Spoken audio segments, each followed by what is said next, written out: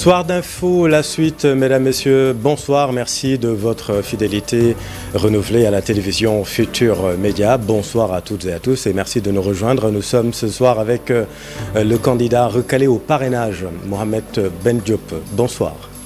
Bonsoir Chérif, et c'est toujours un plaisir de venir chez vous et de partager le plateau. Merci beaucoup, c'est un plaisir également de vous recevoir. La polémique enfle donc suite à la vérification des parrains, donc le parrainage. Et votre cas est sorti du lot comme un cas d'école, j'ai envie de dire. Est-ce que vous pouvez nous expliquer? Vous, par exemple, vous avez été recalé lors de la vérification, alors que vous-même, vous êtes électeur. Est-ce que vous pouvez nous raconter ce qui s'est passé et votre cas? Alors, comme vous le dites, c'est un cas d'école, je veux bien l'entendre, mais c'est plutôt un cas très atypique et qui nous interpelle tous. C'est un cas qui, malheureusement, n'honore pas la démocratie sénégalaise et mérite d'être vraiment débattu et des solutions trouvées dans les meilleurs délais. Qu'est-ce qui s'est passé lorsque nous avons passé l'épreuve des parrainages? Nous avons reçu le fichier de retour. Après, on peut revenir toujours sur les conditions dans lesquelles les choses se sont passées. Mais au retour de mon mandataire, je n'ai pas voulu m'exprimer tout de suite. J'ai préféré prendre le temps qu'il faut pour étudier l'ensemble des régies qu'il y avait. Parce que lorsqu'on vous parle de parrains non identifiés dans le fichier électoral, alors que vous avez en face de vous une pièce d'identité avec un numéro d'identification, vous posez des questions, est-ce qu'il s'agit d'erreurs matérielles ou est-ce que à un moment donné les lignes ont un petit peu bougé. Et je rappelle pour les gens qui ne le savent pas, nous avons été quelque part à la pointe de la technologie lors de ces parrainages-là. En ce qui concerne mon équipe, nous sommes allés jusqu'à utiliser l'intelligence artificielle, ne serait-ce que pour éviter, minimiser le niveau de, disons, le risque de doublon. Et j'insiste là-dessus, compte tenu aussi de mon passé un petit peu d'expert en système d'information, où manier des bases de données avec des centaines de milliers de lignes, ça a toujours été un jeu d'enfant pour nous. Donc faire le contrôle de 50 000 parrains, c'est quelque chose de très simple. Ce qui s'est passé, nous nous sommes rendus compte que tous ces parrains qui avaient été rejetés existaient, en fait, avaient une identification bien définie. J'ai eu la chance, me concernant, parce que je suis de la diaspora, de procéder à l'enregistrement des parrains pour la plupart issus de la diaspora. Parce que c'était un challenge avec mes équipes en leur disant ça c'est ma famille, je m'en occupe et charité bien ordonnée commence par soi-même. Je me suis inscrit, ma femme, ma famille et des amis qui sont dans la diaspora. Lorsqu'il y a eu ce rejet, en faisant une certaine triangulation du fichier, je me suis rendu compte que je faisais partie des rejets. Vous-même? Moi-même. Alors, ça m'a pris 5 minutes avant de... J'ai été rattrapé par un fou rire, où pendant 5 minutes, je ne pouvais pas expliquer la situation. Je me suis dit, dans ce cas-là, il n'y a pas besoin d'aller plus loin. Donc, je suis sorti, j'ai dit à mes équipes, écoutez, on arrête tout, parce que je ne suis pas candidat. Ils n'ont pas compris. Pour eux, j'avais reçu un appel du conseil ou quelqu'un de l'équipe m'informant qu'éventuellement, il y avait eu un changement. Je leur ai dit, écoutez, tout simplement, parce que si vous n'êtes pas électeur, vous ne pouvez pas être candidat. Si vous n'êtes pas électeur, vous ne pouvez pas être candidat. Je leur ai dit, si je ne suis pas électeur, je ne suis pas candidat. Tout à fait. Le responsable de la jeunesse, M. Tchernossar, a eu le réflexe, avec Maba, d'ouvrir le fichier, le site de la Sénat, pour aller voir est-ce que réellement mon nom figurait sur le fichier qui était en ligne. Et résultat? 0. D'accord. Ce qui vous fait dire que pour vous, le Conseil constitutionnel travaille avec un autre fichier. Et c'est là que se situerait en tout cas l'aberration. Alors, l'aberration se trouvait déjà à ce niveau-là, mais aussi dans le fait que la Sénat, le lendemain, a sorti un communiqué disant que le fichier qui est sur le site je me suis dit, n'est pas actualisé, ça ne sert à rien d'aller regarder. Je me suis dit, ce communiqué m'était adressé. C'est comme si c'était une manière pour eux de me donner plus de billes dans mon argumentaire, en disant qu'effectivement, il existerait plusieurs fichiers sur lesquels les contrôles se font actuellement. Oui. Donc, telle est la situation. Et beaucoup de leaders se sont rapprochés de moi quand l'information est sortie. D'où la mise en place de ce collectif dont peut-être on reviendra un tout petit peu. Oui, alors ça c'est la bizarrerie en tout cas dans cette histoire et c'est d'ailleurs la raison pour laquelle on a voulu vous entendre puisque votre nom est sorti même dans le communiqué de ce collectif. Mais si on parle maintenant du fond de votre PV, qu'est-ce qui vous a été notifié clairement comme motif de rejet? Alors le motif de rejet qui a été marqué dans le PV, c'est NIN non conforme. C'est-à-dire numéro d'identification nationale non conforme. Oui.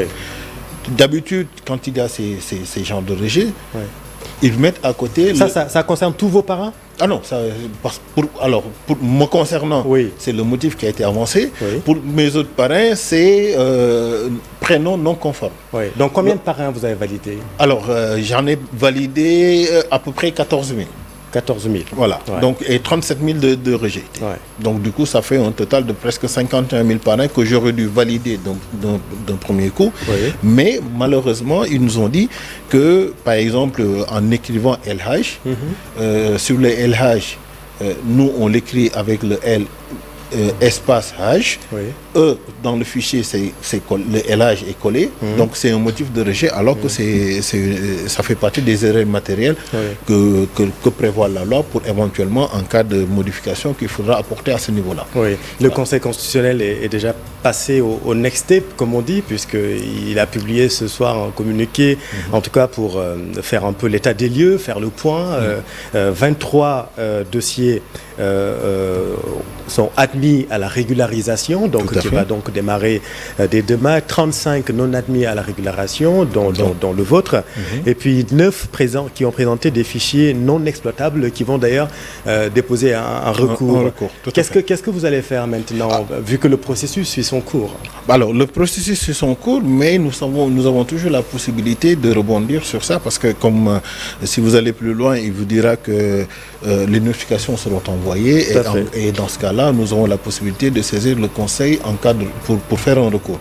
Nous n'avons pas attendu, parce que dès ce matin, avec mon mandataire, comme je m'y étais engagé, nous avons déposé notre recours pour demander à ce qu'il y ait une réintégration de nos parrains, parce que les erreurs matérielles ont été prévues par la loi et que doivent faire l'objet d'une modification par le mandataire, et que le seul discriminant qui est admis pour ces élections et qui a fait l'objet d'un arrêté ministériel concerne la date d'expiration.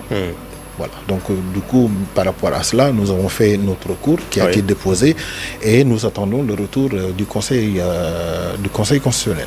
Dans le communiqué du collectif dont Mme Aminata Touré s'est constituée porte-parole, on peut le dire, vous dites que l'institution chercherait à vous écarter de la présidentielle pour des raisons fallacieuses. Pourquoi dites-vous cela? Alors, pour la bonne et simple raison que je ne fais l'objet d'aucune poursuite.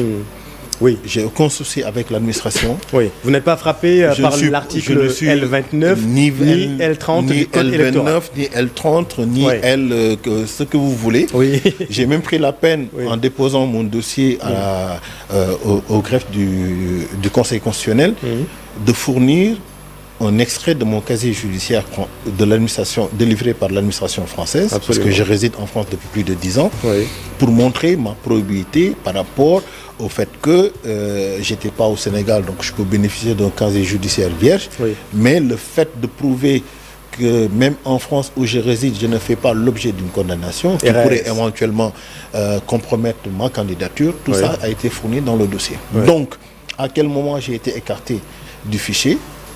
Je ne sais pas. On m'aurait dit c'est pour des raisons X, Y, j'aurais pu comprendre. Mais mon numéro d'identification nationale, s'il n'est pas conforme à ce que eux ils ont, mais ils m'ont pas fourni le numéro qu'ils ont. Malheureusement, c'est un blanc qui m'ont mis à côté. Ça suppose que j'ai été tout simplement sorti du fichier. À quel moment? Je ne peux pas le dire. Peut-être que avec le recours que j'ai introduit et le recours collectif que nous avons produit, le Conseil nous fera une réponse dans ce sens-là.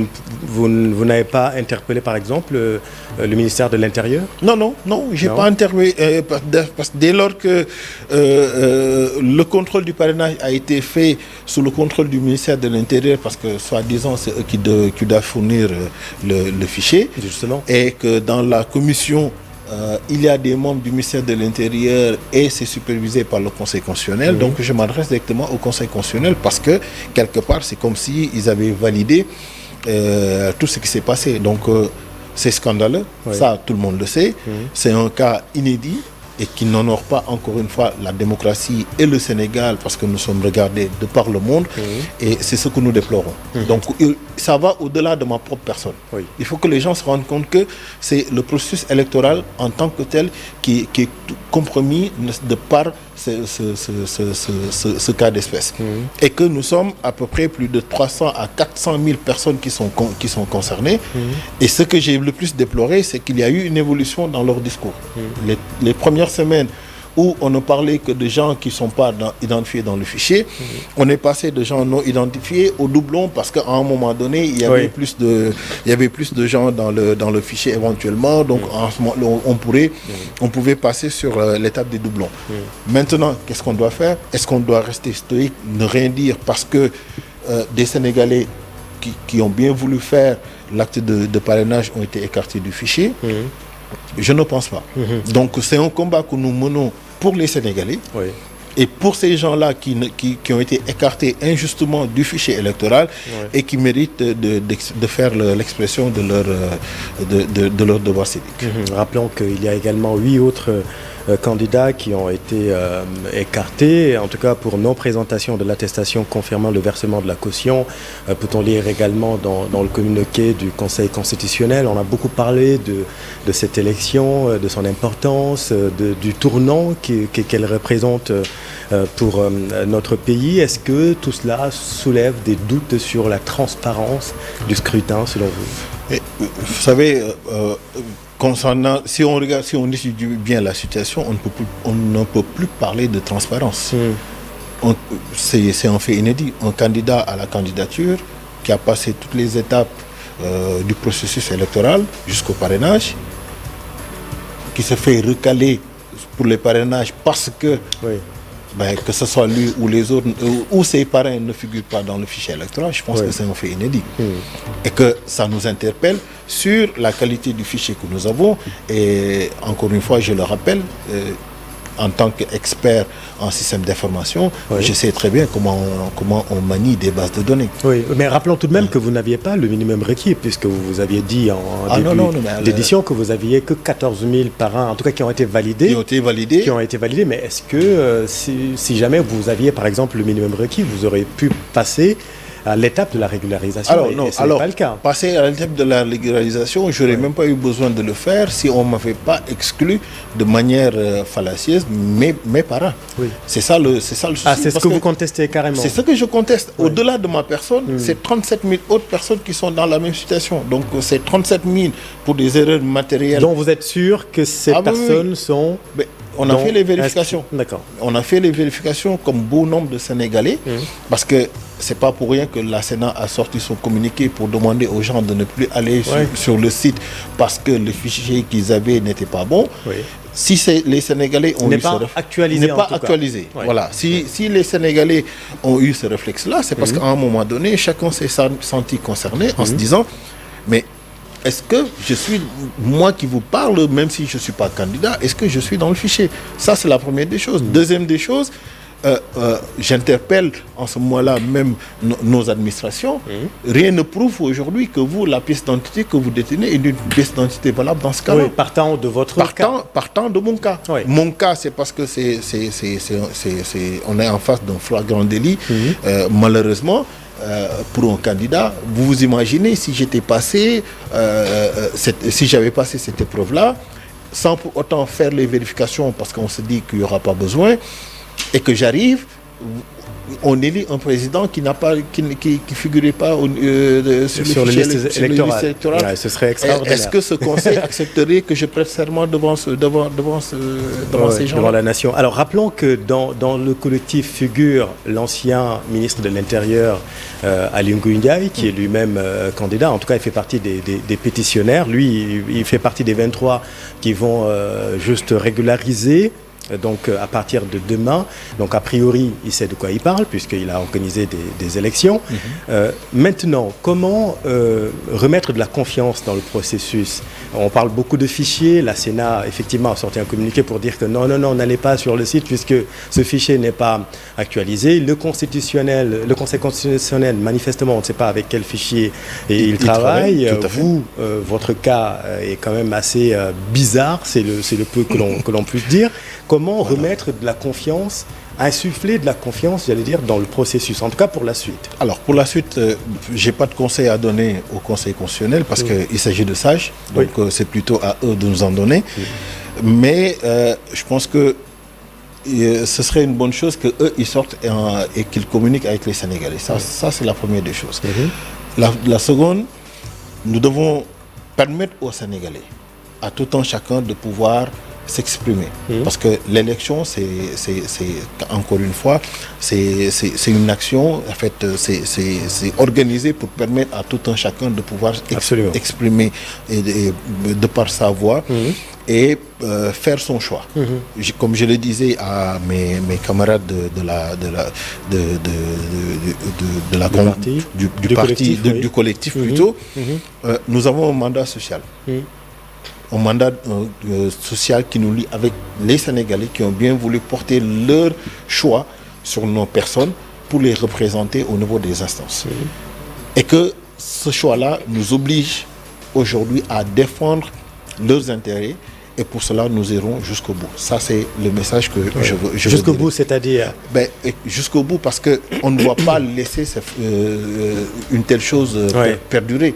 Parce que le faire, c'est jeter les Sénégalais en pâturage et permettre à ce que qu'on organise des élections avec des candidats choisis et avec des parrains choisis. Avant, on parlait uniquement de candidats choisis, mais le fait d'éjecter délibérément des Sénégalais... Vous pensez que les dés sont pipés d'avance, qu'il y a déjà une liste de candidats quelque part? Non, alors je ne parle même plus de la liste des candidats, mais moi, ce qui m'intéresse, ce sont plutôt les parrains. Parce que les candidats, après, chacun peut dire ce qu'il veut là-dessus. D'autres diront, s'il était passé, il n'allait pas dénoncer la situation. Mais encore une fois, je suis désolé, je suis candidat, donc j'ai été éjecté moi-même du fichier, donc c'est tout à fait normal que je m'exprime en tant que citoyen. Bien sûr. Mais le problème, c'est ces citoyens lambda qui ont porté leur choix sur X ou Y personnes pour qu'ils portent leur combat et où ils attendent un vrai changement. Ce qui veut dire qu'en fait, pour vraiment que les téléspectateurs comprennent que si vous n'étiez pas candidat et que vous décidez d'aller faire votre devoir citoyen, donc le 25 février, vous pouvez aller devant dans le bureau de vote on vous dit non monsieur, vous n'êtes pas sur la liste électorale. C'est ce qui risque d'arriver. Parce que je serais étonné qu'on mette à notre disposition un fichier dans lequel les mêmes parrains qui ont été éjectés chez moi se retrouvent dans le fichier finalement comme par hasard. En ce moment-là, j'aurais bien aimé pouvoir avoir des explications pour me dire par quel miracle ils sont réapparus dans le fichier. Donc, à un moment donné, il faut qu'on soit très sérieux et que les gens qui allaient ou bien qui vont aux élections, leur dernier rempart et recours, c'est le Conseil constitutionnel. Tout à fait. Et qui fait que à chaque fois qu'un candidat arrivait au Conseil, mais il arrivait avec toute la sérénité qui scie à l'action et à l'événement, parce que sentant qu'il serait ou bien qu'il sera rétabli dans ses droits. Et que je vous rappelle que le Conseil constitutionnel avait autorisé le vote d'électeurs qui n'avaient pas reçu leur pièce d'identité, et ça a fait l'objet d'une jurisprudence que nous avons rappelé dans le recours collectif qui a été déposé. Et dans ce cas-là, qui pour le plus, pour le moins. Donc dès lors que vous avez pu autoriser des gens à aller voter alors qu'ils n'avaient pas reçu du fait de l'administration, je suppose que cette erreur, qui peut être des erreurs matérielles, c'est du fait de l'administration. Dans ce cas-là, nous pouvons aussi être rétablis dans nos droits et retrouver mes 37 000 parrains, ce qui me permettrait d'avoir 51 000 parrains validés. Et de participer à la présidentielle. Mohamed Ben Diop, merci. Mais juste un mot quand même sur les autres candidats, les 9 en tout cas, qui ont présenté des fichiers non exploitables. Vous êtes peu ou prou dans la même situation? Est-ce que c'est une situation aussi qui vous semble vraisemblable? C'est des gens C'est un problème de clé USB, par Alors, c'est ce qu'ils disent. Et là-dessus, j'aimerais bien qu'on fasse un petit focus là-dessus, parce qu'on nous parle de clé USB, oui. mais ils oublient de dire aux gens que même nous, le fichier que nous leur remettons via la clé USB, c'est un fichier que eux ils retransforment. Ils le transforment en CSV. Il n'est plus un fichier Excel, mais ils le retransforment en CSV. C'est le format qu'ils changent. Ils changent le format, alors qu'il était question de ne pas changer de format. Donc eux, ils peuvent nous l'interdire, mais eux, ils peuvent se le permettre. Sachant que lorsque vous demandez des fichiers CSV, vous pouvez demander, nous mettre à notre disposition le template qui est approprié pour qu'on puisse vous le permettre, et ça aurait réglé le problème. Ça, c'est la première des choses. La seconde, ces gens-là, parce qu'ils sont dans le collectif aussi, tout à fait. Certes, c'est mon cas qui a été mis en avant parce que c'est un fait inédit, mais dites-vous que pour ces gens-là, la problématique qu'ils ont eue, lorsqu'ils sont arrivés, pour la plupart, le fichier a été ouvert pour compter le nombre de régions qu'ils ont présentées avec le nombre de parrains qu'il y a à l'intérieur. Mais au final, lorsqu'ils sont venus pour l'exploitation, comme par hasard, on ne pouvait plus les utiliser. Et que toutes les personnes... que les clés ont été manipulées. Toutes les personnes... C'est vous qui le dites, en tout cas. C'est une question. Voilà, donc en tout cas, toutes les personnes qui ont déposé leur clé, la clé a été copiée, créée avec une base de données que eux ils ont créée même, mais qu'est-ce qu'ils en ont fait? Nous ne savons pas. Mais en tout cas, il y a suspicion de manipulation de nos clés et de nos parrains, raison pour laquelle le collectif compte aussi déposer une plainte contre qui, ça on en discutera le moment venu, mais en tout cas on ne va pas se laisser faire. Juste une dernière question, vous allez suivre naturellement la procédure, mais si jamais vous n'avez pas gain de cause, comment vous comptez participer, comment votre coalition compte peser dans cette élection? Est-ce que vous allez vous ranger derrière un candidat? Alors, se ranger derrière un candidat, c'est pas l'objet de... C'est pas à l'ordre du jour. Inévitablement, si... Non, mais c'est pour vous dire que nous gardons confiance par rapport à notre recours, parce que il est inconcevable que je ne puisse participer à ces élections-là. Et si je suis rétabli dans Même mes si droits, c'est mal parti, il me semble. c'est mal parti parce que je suppose que l'erreur vient de leur côté, c'est pas de mon côté. Moi, j'ai une pièce d'identité avec un numéro d'identification et un numéro de carte d'électeur. Idem pour les autres personnes qui m'ont parrainé. Donc, il est hors de question en tant que citoyen qu'on m'interdit de faire l'expression de mon devoir civique. Donc, nous irons jusqu'au bout jusqu'à ce qu'il y ait ce droit-là puisse nous être reconnu. Merci beaucoup, Mohamed. C'est moi qui vous remercie, Charles. Merci à vous, chers téléspectateurs. Donc, la polémique enfle et ça ne fait que commencer. Restez avec nous, vous êtes au bon endroit. Bonne soirée.